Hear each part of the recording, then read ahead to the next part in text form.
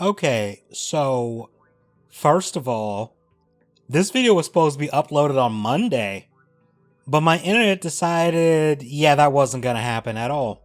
I'm about to end this man's whole career. This started out as just a test animation to make sure the rig for the model was usable and wasn't as janky as I thought it was. Turns out, it is still kind of janky and mostly in the arms, but I was able to work around it. I am kicking myself for not recording myself making this animation, but I'll just have some behind the scenes footage in the background. So everything began with the character model, or models I should say, since there were two of them.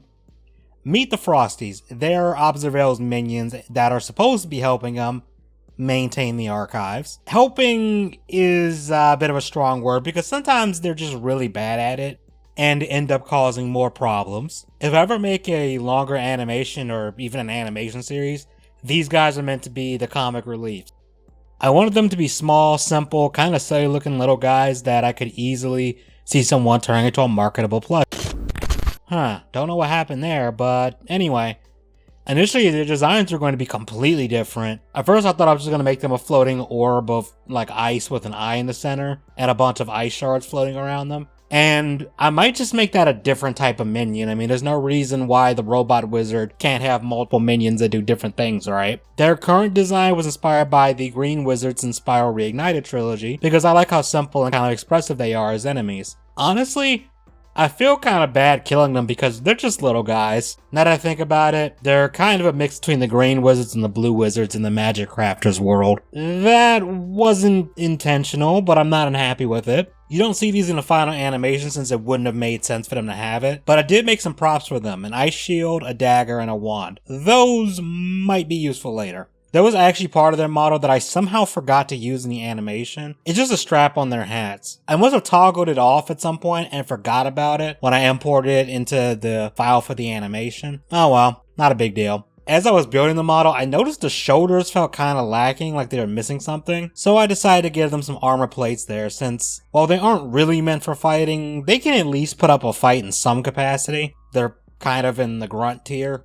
Also, adding armor on the shoulders, it made it look like they could go on adventures with their master, so that was a plus. I did add some dirt to their robes to give them some detail, but I don't think it shows well in the final animation due to the lighting. Creating the actual model itself wasn't that hard to do, since I knew I was going to keep the design pretty simple. The hardest part was honestly the robes and trying to get the shape I wanted, and also deciding on if I wanted to give them legs and a full body underneath. I sorta gave them a body, I guess. They have a torso and a lower body, but it ain't much to look at because you should never see it. I opted to not give them legs. That way, if I had a scene with multiple of them moving around, because lore-wise in my head, there's thousands of them all around the archives, I wouldn't have to spend time animating legs for all of them, and I could just have them floating around. Plus, that makes them seem more magical to me. Work smarter, not harder, right? I did spend a lot of time trying to figure out the eyes and setting up shape keys to get different expressions out of them. In hindsight, I probably could have just made the pupils part of the rest of the eye because originally I was going to try and make them separate and have different bones controlling them so they can move independently from the main eye. Probably should still do that. Probably can. It's probably not as hard as I think it is. But the hardest part was actually rigging the damn thing. My initial plan was to just make the rig and let Blender's automatic weight system do the heavy lifting. But Blender said, nah, we don't do that here, and decided it couldn't automatically assign the bones to any part of the model, so I had to do it all by hand, and I cannot stress enough how painful this was. I think I'd rather step on Legos while barefoot than do this again. Why? Because the torso kept acting weird when I manipulated the arms in any way.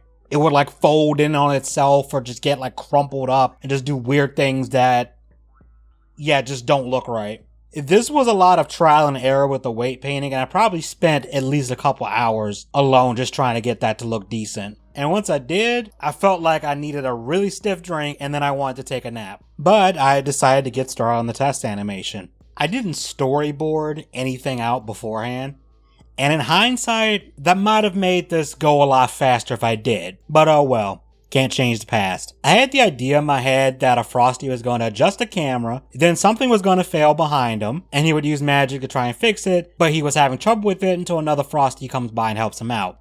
This was supposed to be as simple as possible, and I wasn't even going to texture anything but the characters at first. But things just kinda evolved from there. I decided to build a tower looking thing that would be the centerpiece besides the characters. I thought, instead of having the gem just fall out of the tower and then having the Frosty try to put it back, wouldn't it be funnier and more exciting if it just exploded for no reason? The initial explosion setup was actually pretty easy. At first, I was going to use self-fracture to make it explode, but that wasn't working as I intended, especially since I set up physics collisions and stuff. It was not behaving as expected. So I pulled a Bear Grylls, I improvised, I adapted, and I overcame, and instead used a quick explode effect instead. I then added a force field inside of the gem and set the explosion to go off at a specific time. The hard part then became dialing in the right numbers for the force field, because it started off looking really weak and it didn't match the animation the Frosty had. Although, looking back on it, that could have actually been funny and it could have worked. I ended up cranking the force field too high at one point, and it was so bad the particles were awkwardly sliding across the floor like someone had just spilled oil all over the place, and it just looked weird. Eventually, I just kind of gave up and set the force field high enough so the particles just flew past the camera. I think at one point I almost considered having the particles knock the camera over, like the explosion knocked the camera over, and then the Frosty would have to adjust it, but I just decided to keep it simple. The other hard part with the explosion was syncing up the ducking animation, because either the Frosty was too fast and ducked before it went off, or he ducked way too late for it to make sense. And changing the forces behind the explosion changed the timing. So it was a lot of trial and error before I finally got it to look okay. But after I baked the explosion, I needed to add some sort of effects around it to, well, simulate that something triggered the explosion. I was not about to do a smoke and fire sim because that would have taken forever, and considering I was using the real-time render engine, which is Eevee, it probably wouldn't have looked that great anyway. So instead I used a sphere with a bunch of subdivisions so it had a bunch of faces on it. And then I put what's called a displacement modifier on there, which just warps the surface.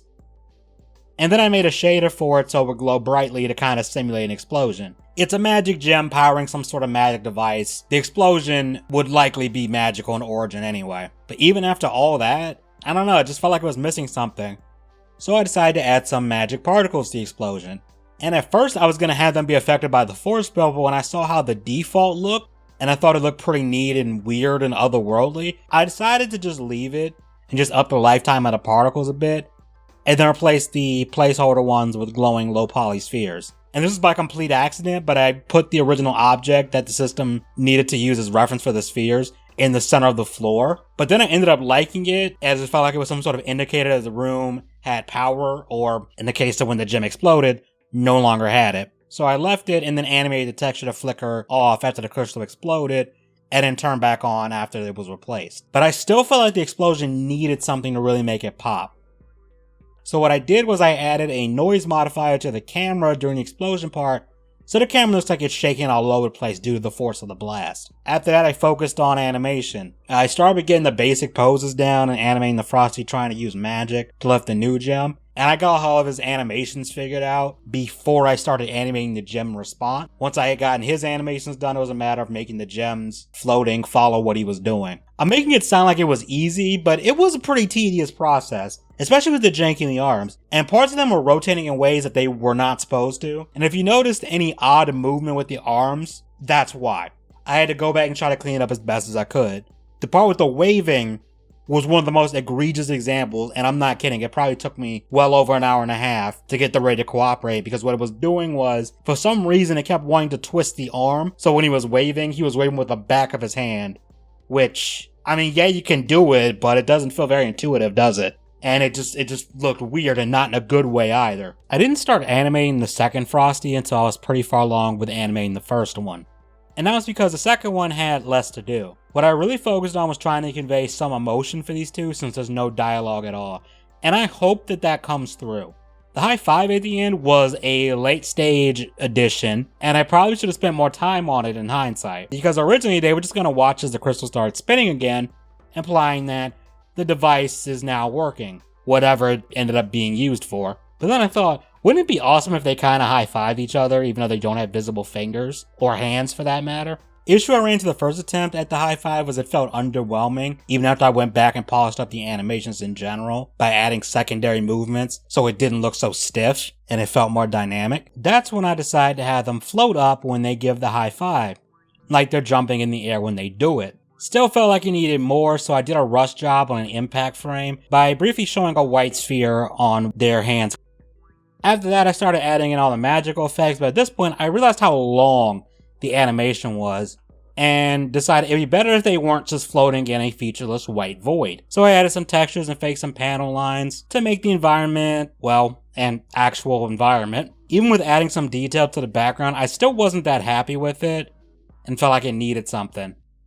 That's when I came up with the idea that they're in some kind of lower level in a more swampy / tropical place in the archives that maybe hasn't been touched in a while. So I whipped up some crude mushroom models and other things to just scatter around, just to make the place feel more alive and that everything in the environment has been there for a while. I also added some sludge to the floor using a plane with a noise texture, just to create puddles everywhere. I also added scratches to all the metal on the floor and the wall, and other grime, just to make the place feel dirty, and like it's been in a state of neglect for a while. At some point I added some fog and messed around with the colors to try and make something unique. Don't know how I set it on a high contrast yellow and purple. Think I stumbled on it by accident, but it worked. As Bob Ross would put it, happy accidents. I then had to light the scene because now it was way too dark, and there were times where our two characters got lost in the darkness. I was not trying to make this as dark as Alien vs. Predator Requiem. If you've seen that movie, you know what I'm talking about. I also decided it would be cool to have the lights go out when the gem explodes, and for them to not come back on until everything was fixed. But then I ran into a problem again because then the scene ended up being too dark again. So I had to compromise, and I turned the lights down just enough to convey that there was a power issue, but I left them on just enough so you could still see everything, or at least most of everything. I had to place a few lights in the room in odd places. I even had one rotating around the tower, just because I like the look. I also added some lights for the magical effects, just to make them appear more powerful, even though the main Frosty should probably brush up on his levitation spells. I still wasn't happy with the explosion, so I added another sphere and gave it a smoky texture, and animated that so that it would fade in and out so like the smoke was dissipating after the explosion. And I also added a driver to the noise texture controlling it so the smoke was moving every frame. I still felt like the environment needed something, so I decided to add particles. And originally they were just going to be either dust particles or gunk from the floors, but I wanted them to be cool and eye-catching, so I came up with the black and white particles you see in the final scene. Where those things come from or why they're here to begin with, I got nothing, just go with it, it just looks cool. But despite the final animation not even being 2 minutes, this took forever to render. And it would have been even longer if I'd used cycles, which, if you don't know, Blender has 3 engines, so most people don't use the third one, which is Workbench, I think. I've never used it, and I've never seen anyone use it. But Cycles is the slower but more powerful engine that will give you more realistic, like photoreal effects and stuff and more accurate lighting. Eevee is more like a game engine where it does stuff in real time. So certain things aren't gonna look that realistic, or maybe you can get them to look realistic, but you gotta do some trickery. But since the characters in this aren't realistic looking anyway, I felt like realism wasn't the main goal, so I just rendered it in Eevee. And I'm glad I did, especially with all the other madness that was going on in my life around the same time, which I will be making another animation that is 1000% a reference to some of it. Don't know when that'll be done, but stay tuned. Once I had the animation done and rendered, I had to hop over to freesound.org. That site, absolutely goated. Because, I'm not good at making sound effects myself, so I had to get some stuff from them. Though I did dip my hand to try and making some sounds for myself. The sound you hear when things are levitating, yeah, that was me. That was just some white noise with some effects thrown over it, and me jangling keys around the microphone with some effects applied. I will have the creator attributions to all the sound effects I use in the description, because I didn't even come up with half of these. As for music, I grabbed something from a video game that I sometimes use as BGM when I'm like doing stuff or making videos and stuff. It's Wizards and Lizards from Crash Bandicoot Wrath of Cortex, if anyone's wondering. Great soundtrack, kinda alright game. Might get a video of its own at some point. So that was a breakdown of the animation. Let me know what you guys think. I'm planning on making these guys a mainstay on the channel, and I actually plan on using them in an animation for the next game review, just for a little bit at the beginning. But let me ask you guys this, do you prefer me attaching commentary after the animations, or would you rather I separate them? Y'all let me know. But thanks for anyone who watches the video, especially if you watched all of it, and I'm sorry about the wait for content. And if you did like the video, please consider leaving a like, commenting, hyping the video, and even subscribing. And you have a good one. I'll see you later, hopefully.